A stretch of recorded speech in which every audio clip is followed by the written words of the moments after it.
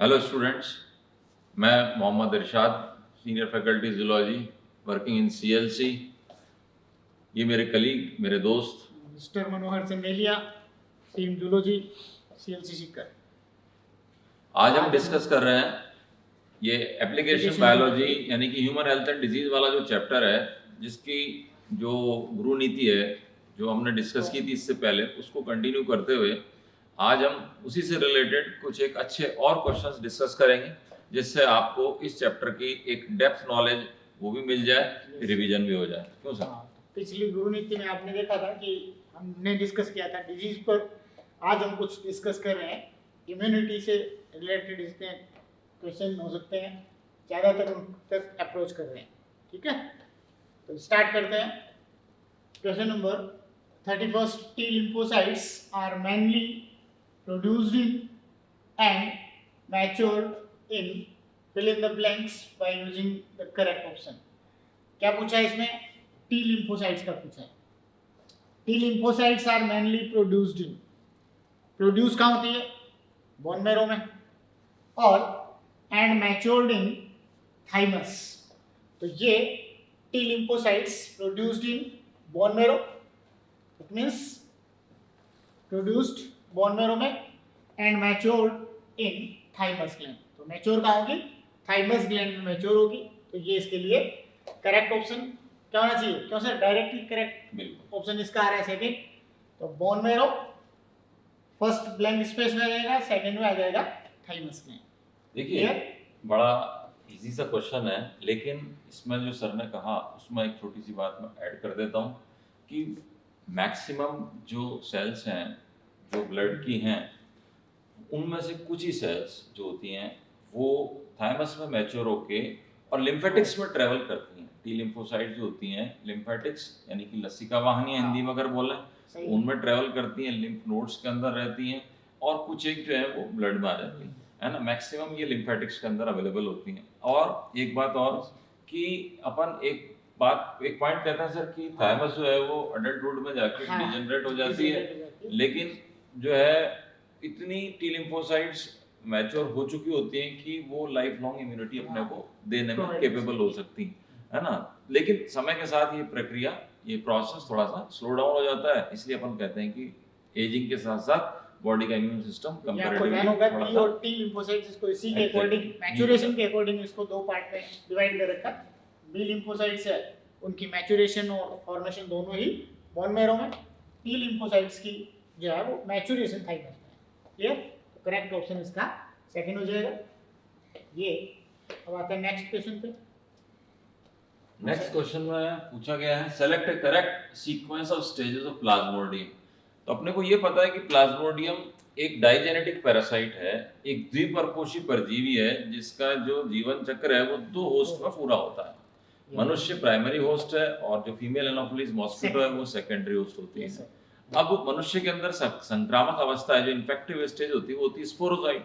जैसे ही वो female anopheles एक हेल्दी पर्सन को बाइट करती है, तो वो स्पोरोजाइट जो है वो ब्लड में ट्रांसफर हो जाते हैं सलाइवा के थ्रू, और वो ब्लड से माइग्रेट होके सीधे लिवर में पहुंच जाते हैं, और वहां पे लिवर शाइजोगोनी होती है। तो अब आपको ये स्टेजेस पता होनी चाहिए लाइफ साइकिल की। अब अपने पास यहाँ पे इतना टाइम है नहीं कि पूरी लाइफ साइकिल डिस्कस करें, तो यहाँ पे सीधे अब स्टेजेस है। जैसा गेमेटोसाइट है, ये गेमेटोसाइट जो होती हैं ये अल्टीमेटली लास्ट स्टेज में जाके बनती है आरबीसीज। सेक्सुअल साइकिल का पार्ट है।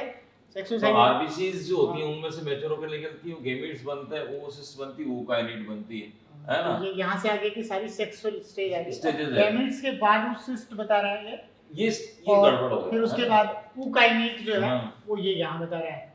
तो आप ये समझ सकते हो कि ookinete बनने के बाद वो पहले उसकी गट से या उसकी क्रोप वाले पार्ट से निकल के कहाँ जाएगा? मोसील में जाएगा। तो सर उसके बाद वो oocyst बनाता है। तो ookinete पहले आ गया, इसका मतलब ये रॉन्ग स्टेटमेंट हो गया। दूसरा स्टेटमेंट है जायगोट। जायगोट कहाँ बनेगा? मॉस्किटो के अंदर है ना। स्पोरोजोइट से ट्रोफोजोइट, उससे गेमीट, तो बिल्कुल ही गलत हो गया। ट्रोफोजोइट से गेमीट बनता नहीं। उसके हिसाब से बता रहे हैं ना, ये सीक्वेंस पूछा है। तो सीक्वेंस देखनी है आपको। तो इसमें आप देखिए जाइगोट जो है वो किस में बन रहा है? फीमेल एनोफिलीज में। अब ये इन्फेक्टेड हो गई, जिसमें जाइगोट बना, फिर वो आगे क्या बना लेगी, स्पोरोजोइट बना लेगी। तो वो इनके अंदर हाँ। ऐसे स्टेज में जो है वो क्या होगी, इन्फेक्टेड होगी फीमेल एनाफिलिस, वो आगे स्पोरोजोइट को रिलीज कर देगा और इस किसमें, मनुष्य के अंदर मन में। तो वहां वो जाके ट्रोफोजोइट ट्रोफोजोइट स्टेज बनाएगी, और ट्रोफोजोइट से आगे जो है वो गैमेटोसाइट, फिर गैमेट्स बनेंगे।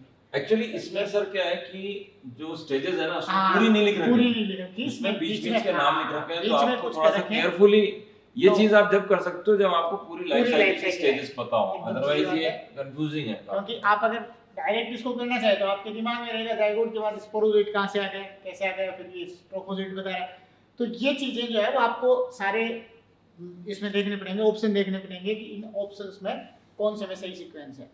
तो इसमें आप देख रहे हो ये, इसके बाद है क्या, गैमेट्स, गैमेट से गैमेटोसाइट नहीं बना, वो भी गलत हो गया, गलत हो गया है ना, आगे तो ये- फिर मतलब ही नहीं है। तो ये इसका रॉन्ग हो गया, ये इसका रॉन्ग हो हाँ गया, ये ठीक है, सही है, ये वाला सेकंड है ना, सिग्नेटरिंग स्टेज। अब हिपेटोसाइट की सब पहले सिग्नेटरिंग तो आरबीसी में आती है। हाँ, तो ये प्री एरिथ्रोसाइटिक साइकिल में हिपेटोसाइटिक साइजोगोनी होती है, उसके बाद एरिथ्रोसाइटिक साइकिल चलती है। ये गलत हो गया सिग्नेटरिंग सीक्वेंस, बाद में आनी चाहिए, क्रम गलत हो गया है।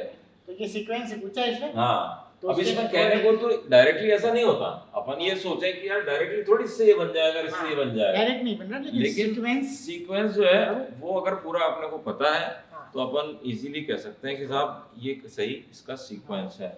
इसके लिए थोड़ा सा केयरफुल इसके होना हिसाब पड़ेगा से आपको। ये इसके सही ऑप्शन जाएगा। उसमें नेक्स्ट क्वेश्चन पे आते हैं, which of the following is incorrect with respect to prevention eradication of disease। कहाँ नेगेटिव अप्रोच में आ गया, इनकरेक्ट पूछा है, तो इनकरेक्ट स्टेटमेंट जो आया वो आपको बताना है। इसमें फर्स्ट ऑप्शन दे रखा है, polio, diphtheria and tetanus have been controlled by use of vaccines. Correct statement है। बिल्कुल, पोलियो के लिए आपको जान होगा, पल्स पोलियो अभियान चल रहा है, और डीपीटी का टीका लगता है, DPT का टीका लगता है, टिटनेस का टॉक्साइड वैक्सीन होता है, वैक्सीन होता है। सही। तो ये वैक्सीनेशन के थ्रू उसको कर सकते हैं। करेक्ट स्टेटमेंट है। Smallpox have been completely eradicated by use of vaccines. सही सही है, करेक्ट है। स्मॉल पॉक्स आज के टाइम जो है वो इंडिया से पूरी तरीके से इरेडिकेट हो गया, तो इसको भी वैक्सीन के थ्रू इरेडिकेट कर दिया गया। Vaccines play important role to prevent an infectious disease. ये यहाँ सर ने मार्क कर दिया था, गलत क्यों है ये, इनकरेक्ट स्टेटमेंट इसलिए कि अनइन्फेक्शियस डिजीज के लिए बता रहा है कि vaccines play important role to prevent an infectious disease. कौन सी डिजीज के लिए होता है वैक्सीन, इन्फेक्शन इन्फेक्शियस डिजीज के लिए होता है, इसलिए ये इसका incorrect statement. Fourth, discovery of antibiotics is helpful in effective therapy of disease. सही करेक्ट है, एंटीबायोटिक्स जो है वो डिस्कवर हो रही है, उसके कारण ही कोई भी पैथोजन आ रहा है उसकी ग्रोथ को पहले रोक सकते हैं, उसके बाद बिल्कुल उसको सही। बॉडी से किल किया जा सकता है। क्लियर, तो इसमें इनकरेक्ट पूछा, incorrect statement, third option incorrect, correct आ जाएगा। क्लियर, ठीक। नेक्स्ट पे चलते हैं। Which of the following which of the following is not the character of primary immune response। यहाँ पे आपने को देखो इम्यूनिटी का पता होना चाहिए कि दो तरह का प्राइमरी इम्यून रिस्पांस क्या होता है, सेकेंडरी इम्यून रिस्पांस क्या होता है। तो प्राइमरी इम्यून रिस्पांस आने में क्या है, थोड़ा सा टाइम लगता है, बॉडी एंटीजन को रिकॉग्नाइज करता है, उसके अगेंस्ट में फिर रिस्पांस लिया जाता है, हाँ। तो it is a little bit longer process as compare to the secondary immune response. Primary immune response में क्या होता है कि पहले तो एंटीजन को रिकॉग्नाइज किया, उसको एंटीजन प्रेजेंटिंग सेल ने रिकॉग्नाइज करके उसको ले गया लिम्फ नोड्स में या फिर मैक्रोफेजेस उसको डिस्ट्रॉय कर देंगे, इस तरह की एक्टिविटी होती है। तो and it takes some time, है ना। अब उसमें जो टाइम लगता है इसलिए वो प्राइमरी इम्यून रिस्पांस आने में जो है वो लॉन्गर ड्यूरेशन लग जाता है ना। तो produce during the first attack. अब ये पूछ रहा है not the correct, not the correct मतलब नेगेटिव क्वेश्चन हो गया, है ना, नेगेटिव क्वेश्चन हो गया ना सर। तो प्रोड्यूस ड्यूरिंग फर्स्ट अटैक और स्पेसिफिक फर्स्ट अटैक में बनेगा, है ना, ये तो ठीक है ना। स्लो इन इंटेंसिटी, ये भी ठीक है, इंटेंसिटी भी स्लो होती है, बहुत धीमा होता है, अपन ने बता ही दिया। It can not prevent the antigen effectively, ये तो गड़बड़ है, ये भी ठीक है। ये इतने एफिशिएंसी के साथ में उस एंटीजन को डील नहीं कर पाता, ये टाइम लगता है ना इससे, लेकिन नोट देखकर इसके हिसाब से सही है। तो ये fast fast in action action ये गलत हो गया क्योंकि इसका एक्शन स्लो है, हाँ। इसलिए ये अपने को पूछा ही गलत है, नॉट ए करेक्ट। नोट करें, तो ये फास्ट एक्शन इसका नहीं होता। तो यहाँ पर आंसर बेटा क्या हो जाएगा, 4 फास्ट एक्शन क्या होता है, कब होगा, Secondary. जब सेकेंडरी रिस्पांस हो, क्यों सर, उसको anamnestic response, anamnestic response. Anamnestic response, secondary response कहेंगे वो इसके लिए, अगर फास्ट बता रहा है तो वो उसके लिए होता है, प्राइमरी रिस्पांस के लिए रॉन्ग हो गया, तो ये आंसर हो गया 4। आंसर 4 हो जाएगा इसका। अब इसके बाद नेक्स्ट क्वेश्चन है कि which of the following WBC is not considered as a cellular barrier of immunity immunity. आपको ध्यान है इम्यूनिटी दो पार्ट में इसको क्लासिफाई कर रखा है, innate immunity and acquired immunity. तो सर इनेट इम्यूनिटी में कई तरह के बैरियर्स है, जिनमें फिजिकल बैरियर है, फिजियोलॉजिकल बैरियर है, साइटोलॉजिकल बैरियर, सेलुलर बैरियर और साइटोकाइन बैरियर। तो इनमें क्या पूछा है, is not considered as a cellular barrier of innate immunity. Cellular barrier जो क्या कर सकते हो, डायरेक्ट पैथोजन को फैगोसाइटोसिस के थ्रू जो है वो किल कर सकते हो। इस तरह के बैरियर इनमें कौन सा शामिल नहीं है, टी सेल्स नहीं होती, एक्वायर्ड इम्यूनिटी का पार्ट है, T lymphocytes, B lymphocytes acquired immunity का पार्ट है, पीएमएनएल ये पॉलीमॉर्फोन्यूक्लियर ल्यूकोसाइट। WBC दो टाइप की है, पॉलीमॉर्फोन्यूक्लियर एंड मोनोमॉर्फोन्यूक्लियर ल्यूकोसाइट्स। तो polymorphonuclear leukocytes cellular barrier provide करेगी, न्यूट्रोफिल्स ये सेलुलर बैरियर प्रोवाइड करती है, मोनोसाइट्स ये भी फैगोसाइटिक नेचर की है, तो फैगोसाइटिक नेचर की है तो सेलुलर बैरियर जो है वो उसमें बन जाएंगे। इसमें क्या पूछा, is not considered, not considered, तो कौन सा इसमें कंसीडर नहीं कर सकते, टी लिम्फोसाइट्स को इसमें कंसीडर नहीं कर पाएंगे। क्लियर, तो ये आंसर इसका 1 हो गया। फर्स्ट हो जाएगा।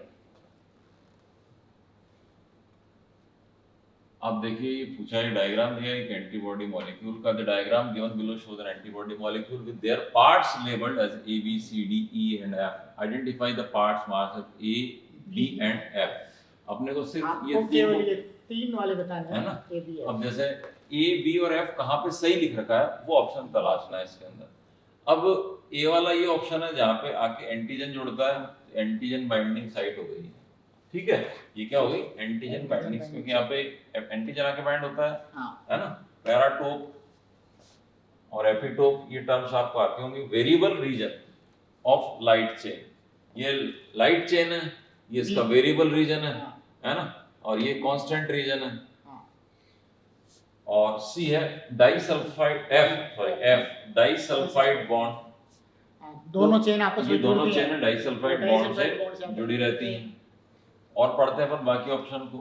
ए है एंटीजन बाइंडिंग साइट, बी है कांस्टेंट रीजन, तो कांस्टेंट रीजन तो है नहीं, ये गलत हो गया, आगे पढ़ना ही नहीं है इसको।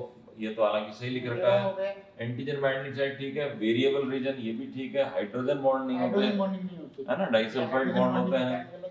ऐसे ही एपिटोप है, वेरिएबल रीजन है और डाइसल्फाइड बॉन्ड है। इसको एपिटोप बता रहा था, एपिटोप नहीं होता है, क्या होता है ये, पैराटोप है ना। तो यहाँ पे अपने को एंटीजन का स्ट्रक्चर अच्छे से पढ़ना है। हालांकि ये चीजें जो है कई बार एनसीईआरटी में प्रॉपर्ली नहीं दी हुई जितनी अपन ने ऑप्शन दे दिए यहाँ पे, लेकिन फिर भी इतनी नॉलेज जब अपन क्लास में पढ़ते हैं तो आपको बता दिया जाता है। तो यहाँ पर बिल्कुल सही ऑप्शन है, एंटीजन बाइंडिंग साइट हो गई A, B हो गया इसका ये वेरिएबल रीजन है, और F हो गया इसका डाइसल्फाइड। अब मैं आपको एडिशनल इंफॉर्मेशन और देता हूँ थोड़ी बहुत इसकी, क्योंकि एंटीबॉडी प्रोड्यूस करती है बेटा बी लिम्फोसाइट से बनी हुई प्लाज्मा सेल्स, ठीक है। अपने पास में कितनी तरह की एंटीबॉडी, 5 तरह की, IgG और वो सारा है ना। अब ये एंटीबॉडी प्रोड्यूस करने वाली प्लाज्मा सेल्स ही होती हैं, तो सारा खेल उस प्लाज्मा सेल के डीएनए का होता है। वो डीएनए जो होता है वो मेमोराइज या मेमोरी बेस पे एक पर्टिकुलर टाइप के एंटीजन के लिए एंटीबॉडी बनाने के लिए वो अडॉप्ट हो जाता है धीरे धीरे। ये अपना बॉडी का इम्यून सिस्टम है, बहुत इफेक्टिवली काम करता है, ठीक है ना। तो इसके अंदर जो बेसिक चेंजेस आते हैं, बेसिकली चेंजेस आते हैं वो इसके अंदर, ये इस वाले रीजन के ये जो जंक्शन है आपको ये नजर आ रहा है इसमें, और इस रीजन में चेंज आता है इसमें, है तो वही सेल प्लाज्मा सेल, लेकिन कई तरह के मॉलिक्यूल से बाइंड करने की एडेप्टेबिलिटी उसके अंदर होती है। तो वो डिपेंड करता है इनके एमिनो एसिड सीक्वेंस में, वो यहाँ पे और इस जगह पे वो डिटरमाइन करता है। साथ में ये जो रीजन है सर ये फ्लेक्सिबल होता है, मींस जैसे मैं आपको हाथ से इशारा करके बताऊं ये यूं भी हो सकता है, यूं भी हो सकता है, ये इस तरह से it can go like this also, ठीक है ना। तो इसमें थोड़ा सा एक वो सर वो बता देते हैं, एपिटोप पैराटोप जो नाम आ रखे हैं इनमें थोड़ा सा एक चीज आप और ध्यान रखें। पैराटोप टर्म जो यूज होती है वो एंटीबॉडी की साइट है जहां एंटीजन बाइंड होती है।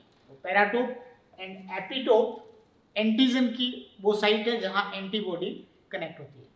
क्लियर? इस बात का थोड़ा सा ध्यान रखें कि एपिटोप, अब आपके दिमाग में एपिटोप क्या था? तो एपिटोप और पैराटोप, पैराटोप एंटीबॉडी की साइट है जहां एंटीजन बाइंड होती है, और एपिटोप एंटीजन की साइट है जहां एंटीबॉडी बाइंड होती है। क्लियर?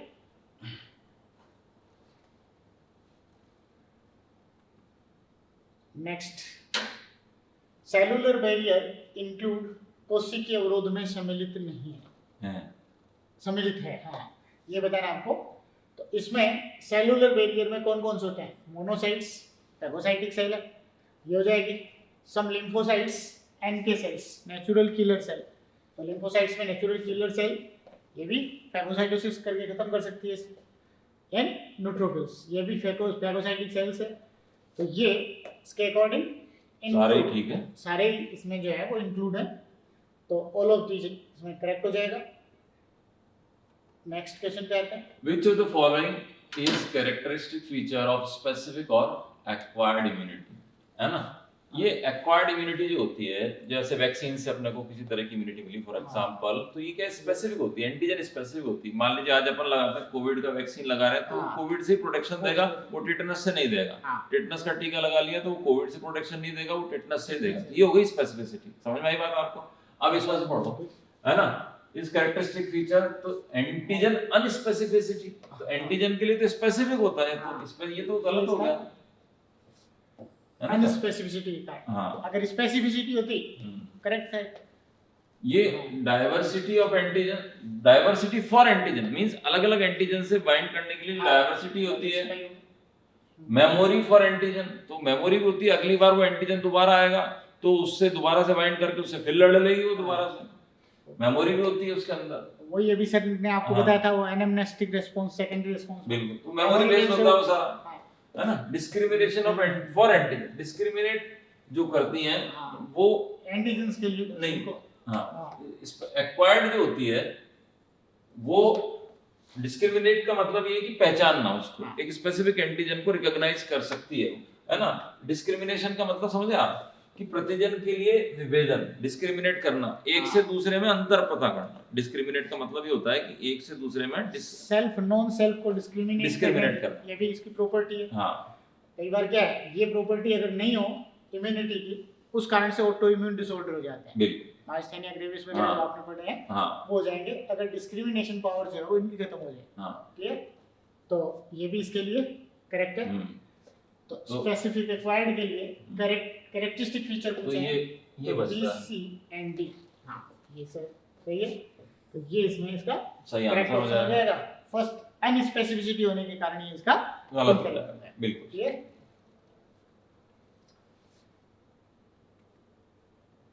हाँ सर।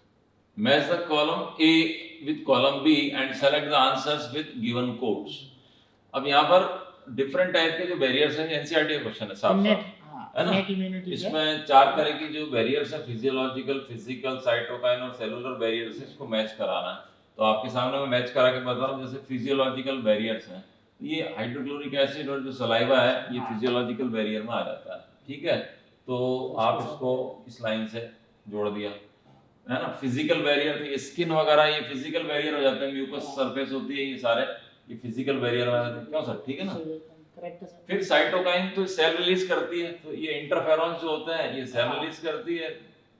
ये इंटरफेरॉन्स साइटोकाइन बैरियर के अंदर इंक्लूड आ गए, है ना?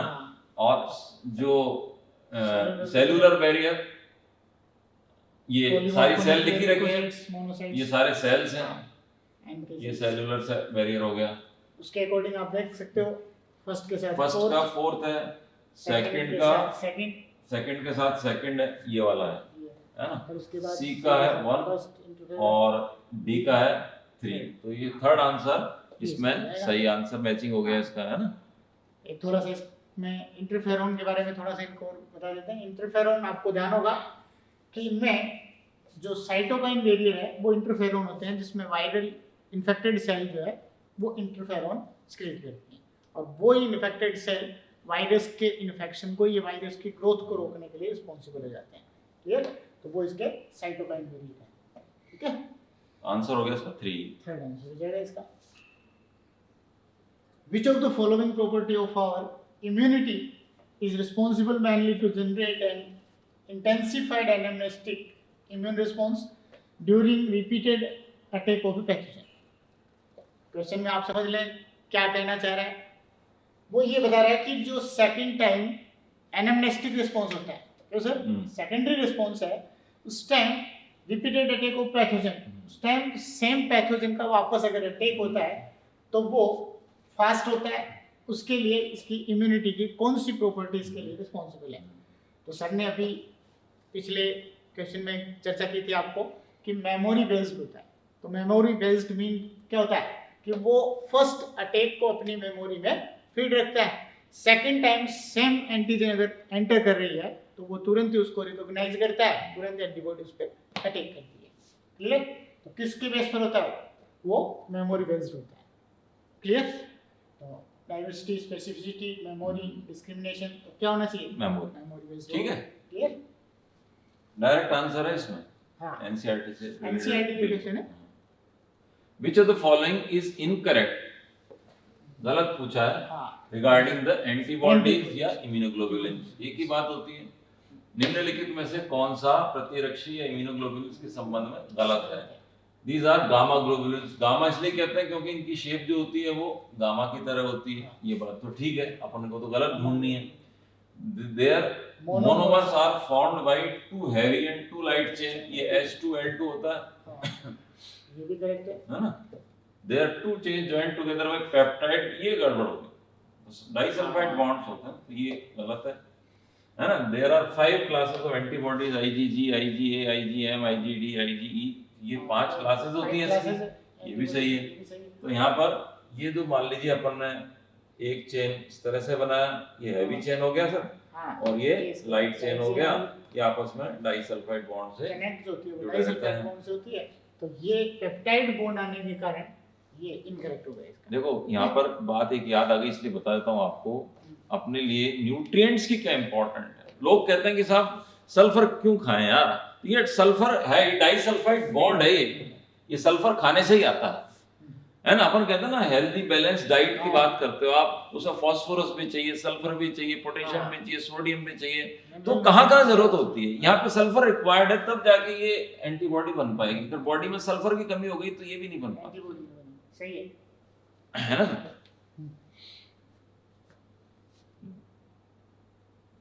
Next, how many paratope are found in an IgM molecule? एक IgM मॉलिक्यूल है, उसमें कितने पैराटोप होंगे? एक बात आप ध्यान रखें, थोड़ा सा ये एनसीईआरटी में ज़्यादा इसकी डिटेल नहीं दे रखी है, लेकिन सीरीज दे रखी है कि 5 सीरीज जो है वो एंटीबॉडी की होती है। IgA, IgD, IgE, IgG, IgM। IgM जो एंटीबॉडी है उसमें IgM एंटीबॉडी में 5 मोनोमर होते हैं। तो सर इसको कहते हैं क्या है? पेंटामर कहते हैं इसको। तो ये पेंटामर होते हैं जिसमें इम्यूनोग्लोबुलिन के 5 मोनोमर होते हैं। थोड़ा सा आप इससे आपको बता देता हूँ, इस टाइप से ये एक मोनोमर है, इस टाइप से इसमें 5 मोनोमर इसमें होंगे। तो एक मोनोमर जो होता है इम्यूनोग्लोबुलिन का, उसमें कितने पैराटोप है?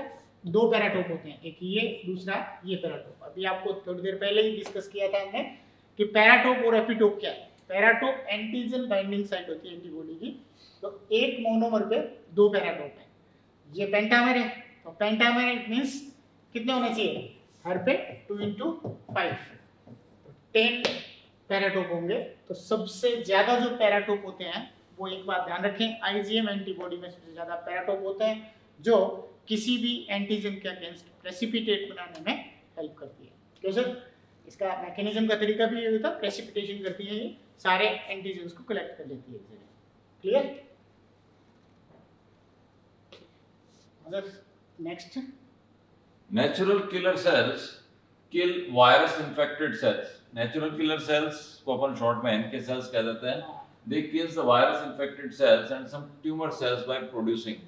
अब ये प्रोड्यूस करती हैं इस तरह के सब्सटेंसेस जो कि इन्फेक्टेड सेल में छेद निकाल देते हैं, परफोरेशन कर देते हैं उसके अंदर। ऐसे में क्या होता है कि जो वायरस उस सेल के अंदर जाके जो मल्टीप्लाई कर रहा है, वो सेल ही खत्म हो जाएगी तो वायरस मल्टीप्लाई नहीं कर सकता। ये बॉडी का खुद का एक रेस्पॉन्स होता है ना। इसके अंदर ज्यादा सोचने की जरूरत नहीं है आपको। कई बच्चे सवाल करते हैं कि साहब ऐसा होता तो अपने अंदर वायरस इन्फेक्शन होते ही नहीं। तो इनकी क्या अपनी एक कैपेसिटी होती है, ये जो बॉडी का जो इम्यून सिस्टम है इसकी अपनी एक क्षमता है, कैपेसिटी है, and it can not go beyond that capacity. To some extent this system is working efficiently, that is why we are healthy. आज अपने पास में ये हेल्दी बॉडी जो है, ये हेल्दी बॉडी ये इसी सिस्टम की वजह से। लेकिन कई बार क्या होता है कि जो पैथोजेंस हैं वो इतनी हैवी क्वांटिटी में एंटर कर जाते हैं या बॉडी का इम्यून सिस्टम वीक होता है तो इतना हैवी इफेक्ट उसका, एक तरह से स्ट्रॉन्ग इन्फ्लुएंस आता है उसका कि वो इम्यून सिस्टम क्रिपल हो जाता है, वो टूट जाता है, ब्रेक हो जाता है। तो यहाँ पर ये समझना होगा कि बॉडी का जो खुद का जो इम्यून सिस्टम है उसका पार्ट है एनके सेल्स। ये आप बड़ी क्लासेस में जाएंगे इसको बहुत डिटेल में पढ़ाया जाता है एनके सेल्स को। तो एनके सेल्स बेसिकली क्या कर रही है, कई काम करती है, लेकिन लेकिन यहाँ पर अगर अपन ऑप्शन देखें तो फेगोसाइटोसिस का डायरेक्ट इफेक्ट नहीं है इसका, लाइसोजाइम पे डायरेक्ट कोई इफेक्ट नहीं है, लेकिन डायरेक्ट इफेक्ट है कि जो इन्फेक्टेड सेल्स हैं उनको डैमेज कर देती है, तो वायरस का मल्टीप्लिकेशन हो जाता है and that protects our body from that particular virus. This is how they works. तो आंसर इज 4 आ जाएगा, परफॉरेंस क्लियर। तो ये बनाने के कारण इसमें next 44, when a patient is suffering from the symptom of hypersensitivity due to hypersensitivity immune system, hypersensitivity due to over secretion of histamine and serotonin like substances what you expect in his body। तो ऐसी condition कब आ रही है जब immunity hyper sensitive हो जाए। It means किसको represent कर रहा है, एलर्जी। तो sir hyper sensitivity immune system की एलर्जी का। अब एलर्जी हो रही है तो कौन सी कंडीशंस जो है वो एलर्जी के लिए रिस्पॉन्सिबल है, इसमें डेफिशिएंसी ऑफ बी सेल्स नहीं होता, बी सेल्स की deficiency of all T cells deficiency से नहीं होती, इम्यूनिटी हाइपर सेंसिटिव हो रही है, एलर्जिक रिस्पॉन्स शो कर रही है, it means number of cells increase हो रही है। तो इसमें डेफिशिएंसी वाले दोनों ऑप्शन इनकरेक्ट हो जाएंगे। Third, excess activation of mast cells and basophils, ये इसके लिए करेक्ट हो जाएगा। क्यों? क्योंकि आपको ध्यान है यहाँ ये क्या बता रहा है, hypersensitivity due to over secretion of histamine and serotonin. Histamine and serotonin इनका सोर्स क्या है, मास्ट सेल और बेसोफिल्स, इन्हीं से सिक्रीट होती है। अब इनसे सिक्रीट हो रही है, वहां पर हाइपर सिक्रीशन हो गया है, ओवर सिक्रीशन हो गया है इनका, तो किसके कारण हो रहा है, excess activation of mast cell and basophil cells. Clear? तो ये इसके लिए करेक्ट हो जाएगा। फोर्थ दे रखा है डेफिशिएंसी ऑफ एसिडोफिल्स, ये भी इनकरेक्ट है इसके लिए। डेफिशिएंसी की कंडीशन में एलर्जी या हाइपर सेंसिटिविटी नहीं होती। ये कब होती है, जब इनका हाइपर सिक्रीशन होने लग जाए या ज्यादा नंबर्स में फॉर्म होने लग जाए। क्लियर? थर्ड ऑप्शन करेक्ट हो जाएगा इसका। Consider the following statement regarding the tissue transplant। ऊतक प्रत्यारोपण के संबंध में निम्न कथनों पर विचार कीजिए। अब इसमें पहला ऑप्शन है कि ट्रांसप्लांट में be taken from anybody without any precaution. ये तो बिल्कुल एक अजीब सी बात हो गई, जो बिल्कुल ही ऑर्गन ट्रांसप्लांटेशन इतना लापरवाही थोड़ी होती है उसमें। Tissue matching and blood group matching is essential, सही बात है, करेक्ट।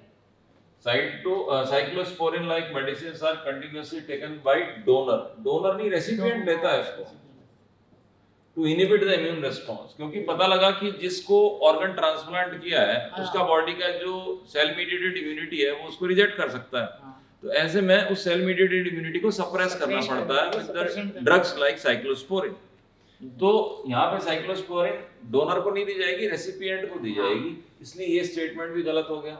अब इसमें अपने को पता करना है कि क्या सही है ना।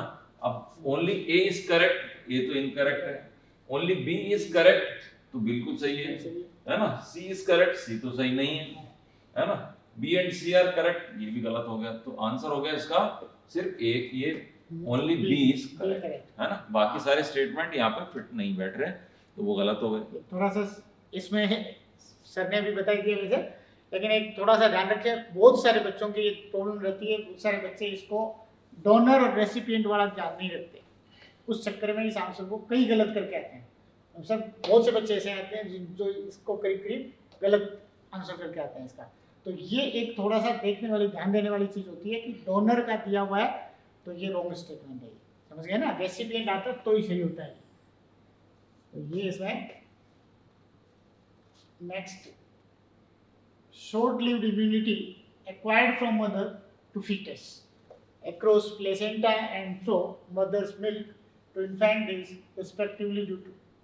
तो ये आप देखिए, प्लेसेंटा के थ्रू अगर मदर से फीटस में आ रही है और दूसरा जो है वो मदर्स मिल्क के थ्रू इन्फेंट में आ रही है, तो इस तरह की इम्यूनिटी जो है वो क्या है, एक क्या कह सकते हैं इसको, नेचुरल पैसिव इम्यूनिटी को रिप्रेजेंट करती है। क्लियर। अब नेचुरल पैसिव इम्यूनिटी जो आ रही है वो किसके थ्रू आ रही है, प्लेसेंटा को क्रॉस करके कौन सी एंटीबॉडी जो है वो फीटस में आ सकती है। तो कौन सी है, सबसे शॉर्टेस्ट एंटीबॉडी जो है वो स्मॉलेस्ट एंटीबॉडी आईजीजी, ये आ सकती है। मदर्स मिल्क आईजीए कोलोस्ट्रम के साथ, कहते हैं माँ का जो फर्स्ट मिल्क जो होता है कोलोस्ट्रम वो बहुत ही इंपॉर्टेंट होता है, उसमें एंटीबॉडी खूब होती है। तो वो कौन सी एंटीबॉडी होती है, उसमें आईजीए एंटीबॉडी होती है। तो ये शॉर्ट लिव्ड इम्यूनिटी जो एक्वायर्ड हो रही है वो कौन सी एंटीबॉडी के थ्रू हो रही है, IgG and IgA।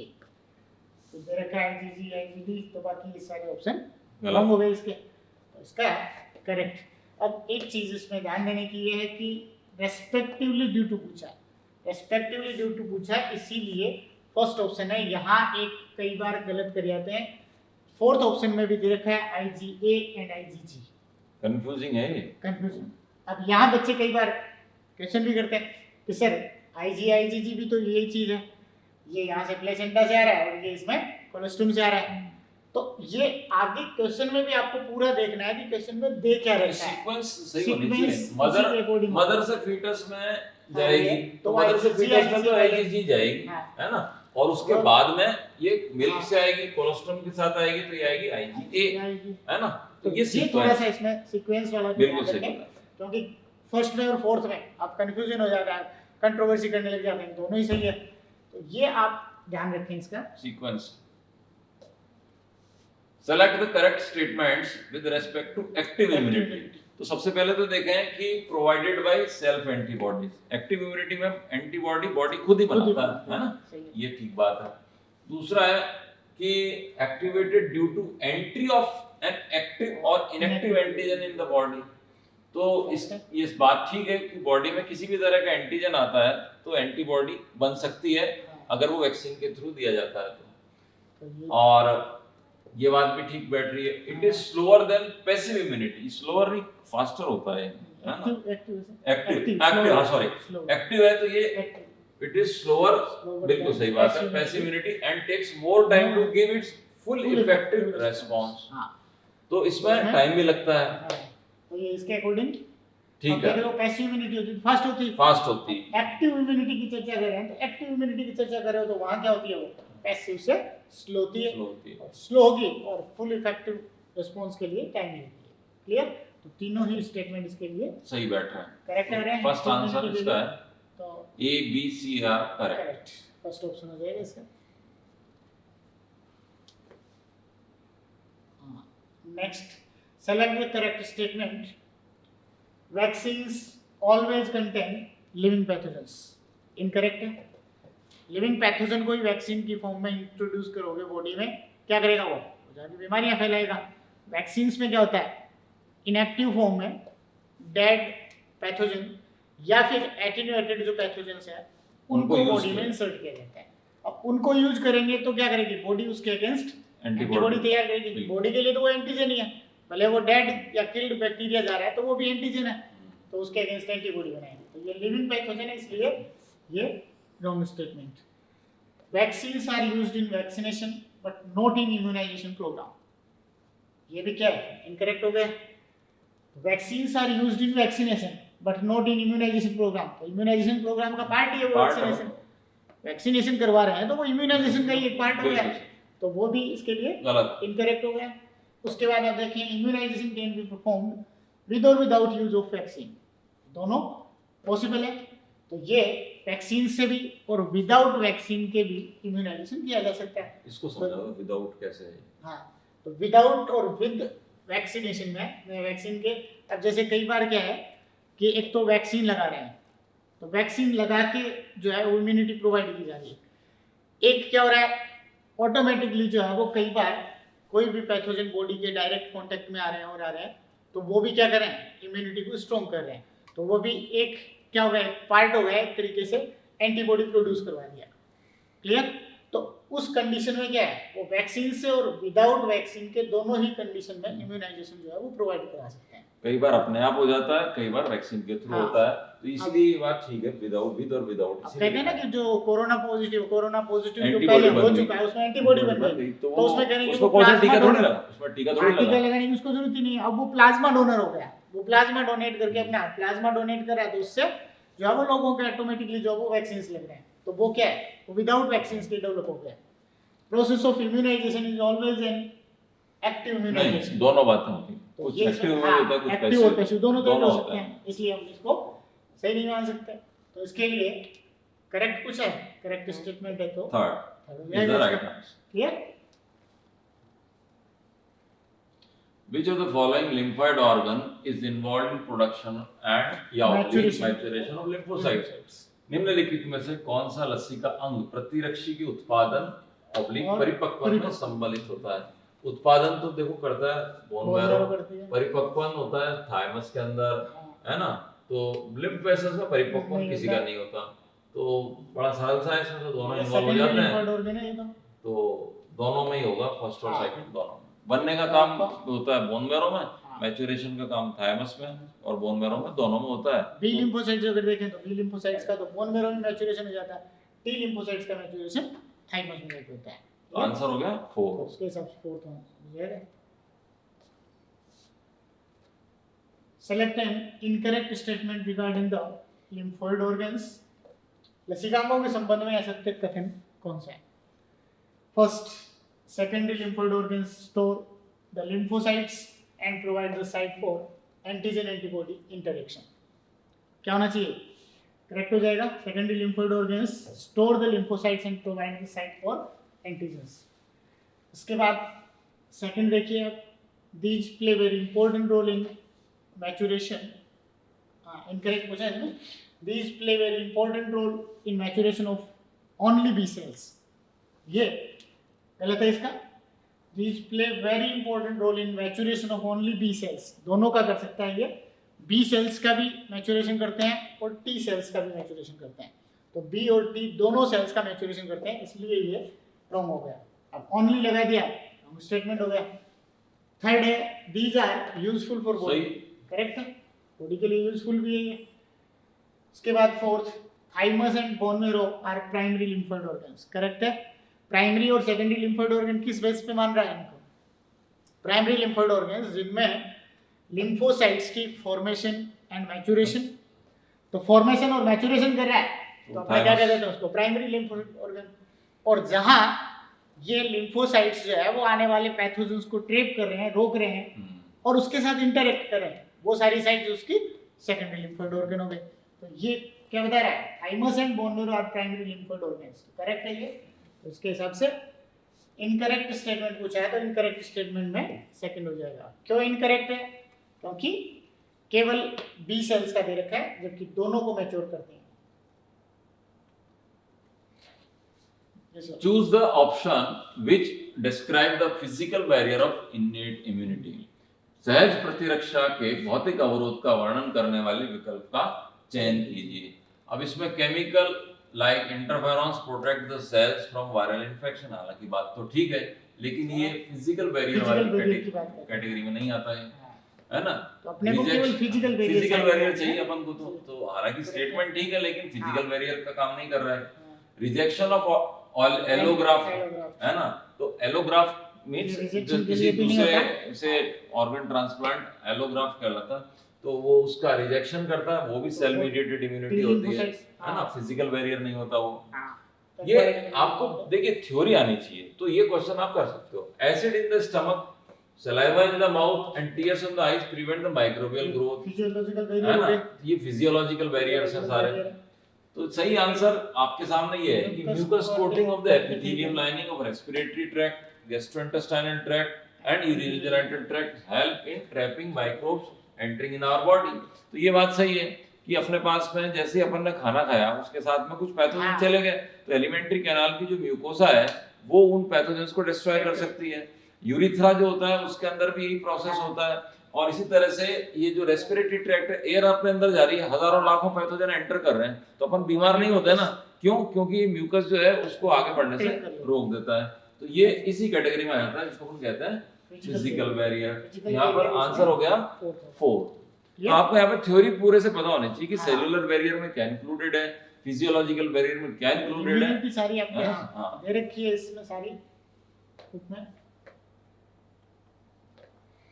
52 from which of the following cell obtain the hepatitis B vaccine by using the genetic engineering। तो सेकंड जनरेशन जो वैक्सीन तैयार किए गए हैं उनमें क्या है, जेनेटिक इंजीनियरिंग के थ्रू जो है वो नए वैक्सीन तैयार किए जा रहे हैं। तो सर तो उसमें हेपेटाइटिस बी जो वैक्सीन तैयार किया गया है उसके लिए कौन सी सेल ली गई है, फंगल सेल्स जो है वो इसमें ली गई है, जिनके अंदर इनकी कॉपीज जो है वो तैयार की जाती है उनके साथ जेनेटिक इंजीनियरिंग के थ्रू। तो वो इनमें protozoan cell, bacterial cell, yeast cell, plant cell. तो किसके साथ किया गया है, ईस्ट सेल के साथ जो है वो हेपेटाइटिस बी वैक्सीन को तैयार किया गया है रिकॉम्बिनेंट डीएनए टेक्नोलॉजी से। यस सर, ईस्ट से बना सेल से बना है ना। अब मैं आपको बता देता हूँ एनसीईआरटी के अकॉर्डिंग यहाँ पर कंट्रोवर्सी हो रही है थोड़ी सी, टू बी फ्रैंक। कंट्रोवर्सी ऐसी है कि हेपेटाइटिस बी वैक्सीन जो है वो ई कोलाई जो कि एक बैक्टीरिया होता है उसकी हेल्प से भी बनाई जाती है, और यीस्ट सेल सैकरोमाइसिस सेरिवेसी उससे भी बनाई जाती है। समझ में आ रहा है आपको? ये यहाँ पर एनसीईआरटी को अगर आप फोकस करेंगे तो ईस्ट जो है वो थोड़ा सा ठीक है, हालांकि प्रैक्टिकल ऐसे क्वेश्चन आते नहीं है नीट में, टू बी फ्रैंक। यहाँ पे कंट्रोवर्सी हो सकती है क्योंकि इकोलाई कई कंपनियां हैं वो इकोलाई को यूज करके हेपेटाइटिस बी वैक्सीन बना रही हैं, कई कंपनियां हैं जो सैकरोमाइसिस सेरिवेसी यीस्ट को यूज करके वो वैक्सीन बना रही हैं। तो वैक्सीन तो दोनों से बन रही है हेपेटाइटिस बी की, लेकिन जो किताब में लिख रखा है हाँ उस हिसाब से ये ठीक है। हालांकि आजकल ऐसे कंट्रोवर्शियल क्वेश्चन नीट में नहीं आते, लेकिन आपकी नॉलेज होनी चाहिए कि दोनों से बनती है। ठीक है सर। 53 हाँ sir. Immunization is a process which is provided to a person against some antigens, है ना। कुछ एंटीजेंस के लिए इम्यूनाइजेशन प्रोसेस होता है। दिस इम्यूनाइजेशन इज परफॉर्म, प्रतिरक्षाकरण एक प्रक्रिया है जो एक व्यक्ति को एक प्रतिजन के विरुद्ध उपलब्ध कराई जाती है। प्रतिरक्षाकरण की यह प्रक्रिया कैसे की जाती है, before the entry of the antigen in the body. तो एंटीजन एंटर होने से पहले इम्यूनाइजेशन करा देते हैं, ठीक है, टीका लगा लेते हैं अपन। अपने को ये थोड़ी देखते हैं कि एंटीजन आया कि नहीं आया। After the entry of antigen in the body, antigen के आने के बाद भी हो सकती है ना। इट मे बी बिफोर और after the entry of antigen in the body. ये एक में ही दोनों चीजें दे दी, करेक्ट ऑप्शन हो जाएगा इसका। It is not related to entry of antigen in the body, ये तो गलत है। ये हां एंटीजन की एंट्री से इसका कोई रिलेशन नहीं है। इम्यूनाइजेशन है तो यहां पर ये दोनों बातें ठीक है। तो बिफोर और आफ्टर ये दोनों बातें तरीके से की जा सकती है, ये ठीक है। इसलिए ये आंसर हो गया इसमें 3।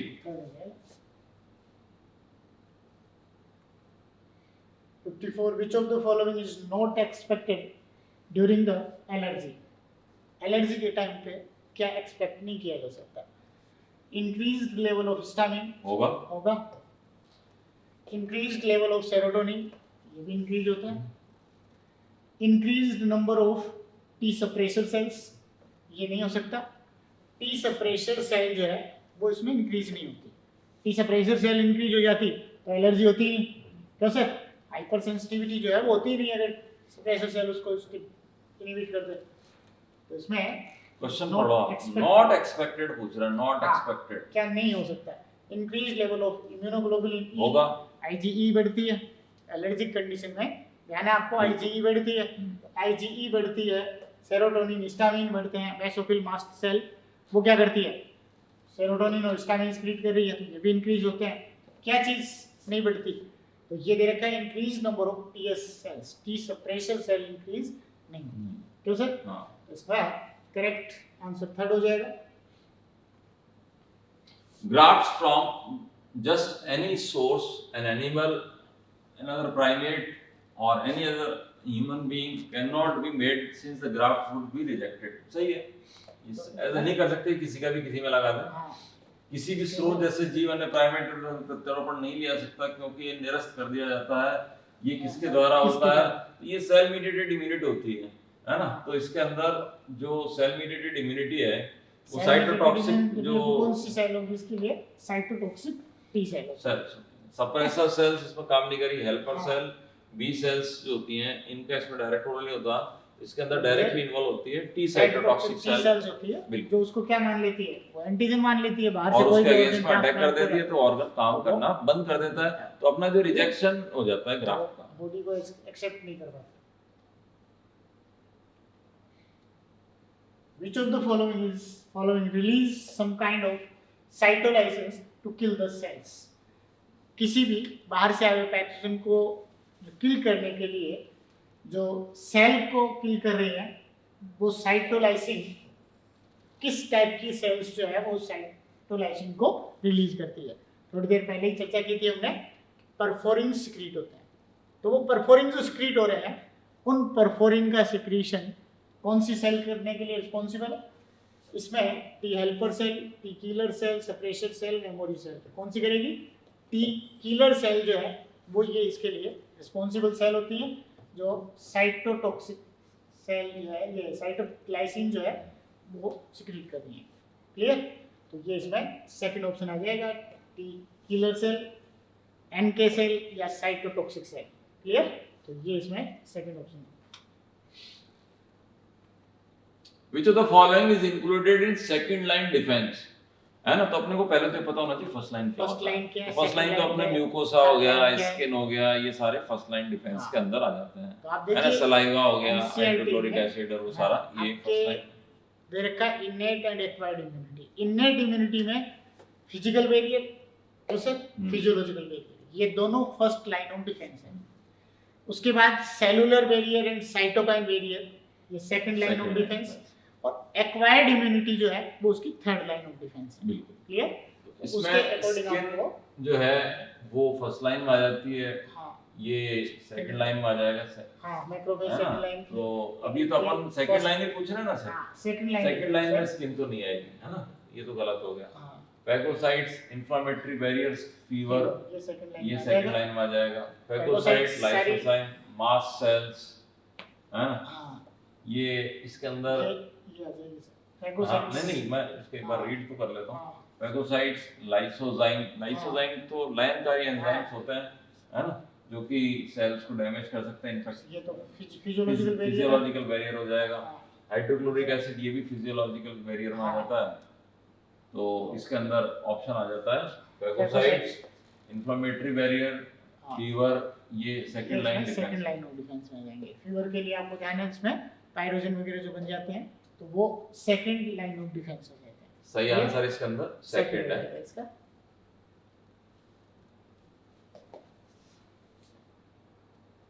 Yes sir. Humoral immunity is provided by. अब ह्यूमर का मतलब होता है लिक्विड, ह्यूमर का मतलब क्या होता है? फ्लूइड। अब ह्यूमरल इम्यूनिटी, एक तो अपने को पता है दो तरह की इम्यूनिटी होती है, एक तो होती है सेल मीडिएटेड, एक होती है ह्यूमरल। ह्यूमरल अपन मानते हैं एंटीबॉडी से प्रोड्यूस हो रही है ना, इम्यूनोग्लोबुलिन से प्रोड्यूस हो रही है। तो humoral immunity is provided by, तो एंटीबॉडीज प्रोड्यूस करते हैं तो T cells, B cells and antibodies. T helper cell, phagocytes and macrophage, B cells and antibodies, B and T cells. तो यहाँ पर बी सेल्स जो होती हैं वो एंटीबॉडीज प्रोड्यूस करती हैं, मास्ट सेल बनती है, सॉरी प्लाज्मा सेल बनती है ना, तो बी लिम्फोसाइट से बनती है आगे जाके, तो वो एंटीबॉडीज प्रोड्यूस करती है। तो यहाँ पर एंटीबॉडीज इन्वॉल्व हो रही हैं और बी सेल के थ्रू प्रोड्यूस हो रही हैं। तो सर सही आंसर क्या रहेगा इसका? थर्ड हो जाएगा इसका, करेक्ट आंसर थर्ड हो जाएगा। जिसमें आपको ध्यान है बी लिम्फोसाइट्स, ह्यूमरल इम्यूनिटी, इसी को एंटीबॉडी मीडिएटेड इम्यूनिटी भी कहेंगे। बिल्कुल। तो ये ह्यूमरल इम्यूनिटी या एएमआई, एंटीबॉडी मीडिएटेड इम्यूनिटी, इसको इसीलिए कह रहे हैं कि एंटीबॉडी के थ्रू ये प्रोवाइड की जाती है। बना कौन रही है उनको? बी लिम्फोसाइट्स बना रही हैं, तो उसके according B cells and antibodies. Clear? Third option हो जाएगा। Next, find incorrect statement. यहाँ इनकरेक्ट स्टेटमेंट को फाइंड करना है। Passive immunity is faster and effective for antigen cells compared to active immunity. Correct है? पैसिव इम्यूनिटी इसकी active immunity से fast है। Helper T lymphocytes are most numerous among T cells, ये भी correct है। तो हेल्पर टी लिम्फोसाइट्स नंबर्स में ज्यादा है। Immunological memory exist in passive immunity, passive immunity से मेमोरी का कोई जो है वो लिंक नहीं रहता। पैसिव इम्यूनिटी में जाना आपको direct reformed antibody, readymade antibody जो है वो बाहर से इंजेक्ट की जाती है, तो वहां मेमोरी से उसका कोई लेना देना नहीं होता। एक्टिव इम्यूनिटी के लिए मेमोरी बेस्ड होती है वो, क्योंकि उसमें पहले से जो एंटीजन आया हुआ है उसके साथ इंटरेक्शन को मेमोरी में फीड रखा जाता है। क्लियर? तो ये इसके लिए गलत इनकरेक्ट गलत ही पूछा है। Immunological memory. ये तो सही है। इसके बाद innate congenital immunity is due to genetic makeup of a person, ये सही करेक्ट है। इसके जेनेटिक मेकअप आंसर हो गया इसमें 3, क्योंकि इनकरेक्ट पूछा है ना अपने से, तो इनकरेक्ट ये स्टेटमेंट इनकरेक्ट है, बाकी तो सब ठीक है। Father of passive immunity Emil von Behring, पहला ऑप्शन ठीक है इसके अंदर। इन्होंने जो है सबसे पहले जो है वो पैसिव इम्यूनिटी की डिस्कवरी की थी। डिप्थीरिया का जो वैक्सीन है वो सबसे पहले इन्होंने डिजाइन किया था, तो इन्हीं को कह देते हैं अपन फादर ऑफ पैसिव इम्यूनिटी, इसीलिए कहते हैं इनको। नोबेल प्राइज मिला था इनको 1901 में डिप्थीरिया के वैक्सीन की डिस्कवरी के लिए। हाँ, Nobel prize winner Emil von Behring. ये तो आपको जाना है, एक्टिव इम्यूनिटी के लिए जो है वो जाने जाते हैं। एडवर्ड जेनर फर्स्ट वैक्सीन तैयार किया था इन्होंने उसके लिए, पॉक्स के। टर्म H12 रेफर्स फॉर, शब्द H12 का अर्थ है H12 2 heavy chain and 2 light chain. किसको रिप्रेजेंट कर रहा है? 2 heavy chain and 2 light chain antibody. Clear? तो ये एंटीबॉडी का एक सिंगल मोनोमर जो है वो है, जिसमें कई एंटीबॉडी ऐसी भी है जिनमें केवल सिंगल मोनोमर होते हैं, एक ही मोनोमर होता है। कईयों में जैसे IgM आपने पढ़ा उसमें 5 मोनोमर होते हैं। तो ये इस टाइप से H12 किसको रिप्रेजेंट कर रहा है? एंटीबॉडी मॉलिक्यूल को रिप्रेजेंट कर रहा है। तो epitopes present on antigen, antibody monomer, TNT lymphocytes, CMI किसको रिप्रेजेंट करेगा? एंटीबॉडी के मोनोमर को रिप्रेजेंट कर रहा है। क्लियर? तो ये इसके लिए जो है वो सेकंड हो जाएगा। Next, Which of the following explanation are related with bone marrow and thymus? अब बोन मैरो में दोनों तरह की जो लिम्फोसाइट्स हैं T and B immune system से रिलेटेड, वो फॉर्म होती है थायमस में जाके, वो मैच्योर हो जाती है T लिम्फोसाइट्स। तो they provide the site of interaction of lymphocyte with the antigen, है ना? Bone marrow and thymus. तो बोन मैरो और थायमस, हाँ भाई इंटरेक्शन नहीं कर पा रही, इंटरेक्शन तो सिर्फ वही पर होता है। हाँ, सेकेंडरी लिम्फोइड ऑर्गन है वो इंटरेक्ट करने के लिए, और ये बोन मैरो एंड थाइमस ये केवल मैच्योरेशन और फॉर्मेशन के लिए। तो इनकरेक्ट हो गया first. Second, act as a filter of the body by trapping blood borne microorganism, है ना? तो बोन मैरो के अंदर ये प्रॉपर जो फंक्शन है वो वहां पे ट्रैपिंग वाला फंक्शन नहीं होता। ये भी इसमें immature lymphocyte differentiate into antigen sensitive lymphocyte, ये बात ठीक है। बोन मैरो में बी लिम्फोसाइट, थायमस में टी लिम्फोसाइट, ये इमेच्योर से मैच्योर में कन्वर्ट हो जाती हैं। इनका डीएनए अकॉर्डिंगली जो है वो मॉडिफाई हो जाता है, जो कि एक स्पेसिफिक एंटीजन के अगेंस्ट में एक्शन लेने के लिए कैपेबल होता है। तो ये बात ठीक है, करेक्ट हो जाएगा।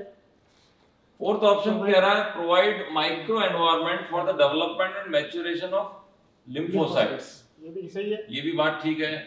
तो अब इसमें डेवलपमेंट और मैच्योरेशन दोनों कहाँ हो रहे हैं? इसके बोन मैरो में और थाइमस में। बी लिम्फोसाइट्स की तो फॉर्मेशन एंड मैच्योरेशन दोनों ही बोन मैरो में हो जाती है बी लिम्फोसाइट्स की, टी लिम्फोसाइट्स में फॉर्मेशन बोन मैरो में और मैच्योरेशन थाइमस में। looking into all that, we can say that option C and D are correct. Next question, what is true for malt? Malt जो है वो क्या है?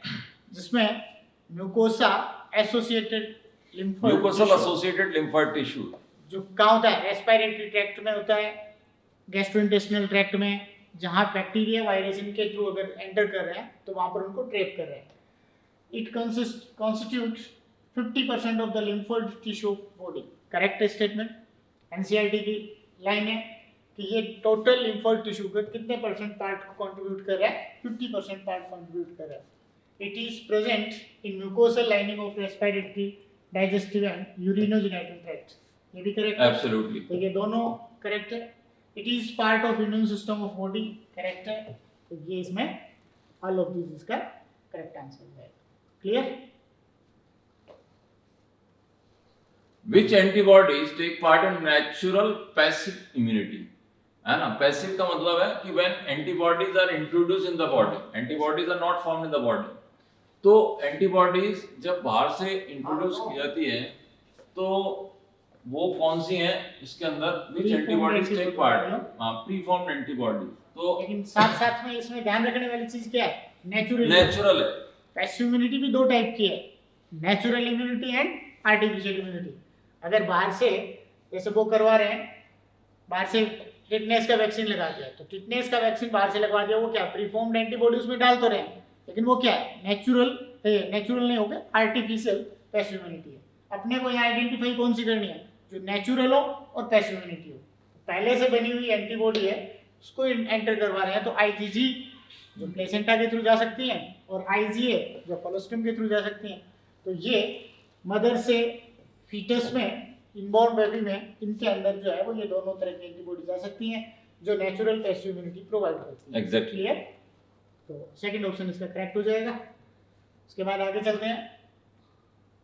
Which of the following act an HIV factory? तो macrophages जो होती हैं ये वायरस वहीं पे जाता है, मल्टीप्लाई करता है ना, और इसी तरह से ये जो टी हेल्पर सेल हैं ये बाद में उनको इतनी तेजी से मारता है कि ये काम ही नहीं करता अपना बॉडी का इम्यून सिस्टम।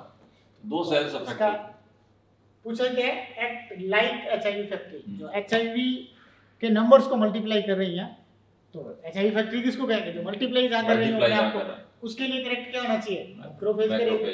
तो मैक्रोफेज में ये अपने नंबर्स को मल्टीप्लाई कर रहा है, फिर जाके कहाँ अटैक करेगा, टी हेल्पर सेल पे अटैक करता है और उनको धीरे धीरे नंबर्स में रिड्यूस करता जाएगा।